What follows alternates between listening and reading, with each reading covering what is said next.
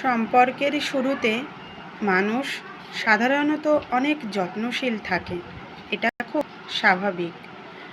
তখন নতুন অনুভূতি, ভালো লাগা, আগ্রহ সব মিলিয়ে এক ধরনের মায়া কাজ করে।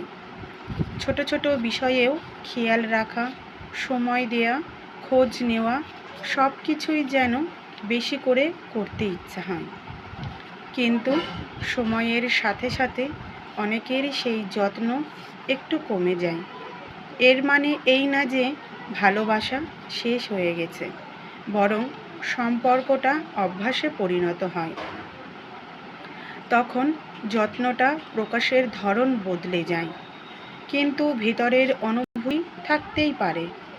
তবে একটা বিষয় গুরুত্বপূর্ণ, সম্পর্ক টিকিয়ে রাখতে হলে শুরুতেই যেমন যত্ন ছিল, অন্তত তার কিছুটা ধারাবাহিকতা রাখা দরকার। কারণ মানুষ যত্ন পেলে ভালোবাসা অনুভব করে, আর অবহেলা পেলে ধীরে ধীরে দূরে সরে যায়। সংক্ষেপে বলতে গেলে, শুরুটা যত সুন্দরই হোক, আসল ভালোবাসা হলো সেই যত্নটা সময়ের সাথে ধরে রাখা।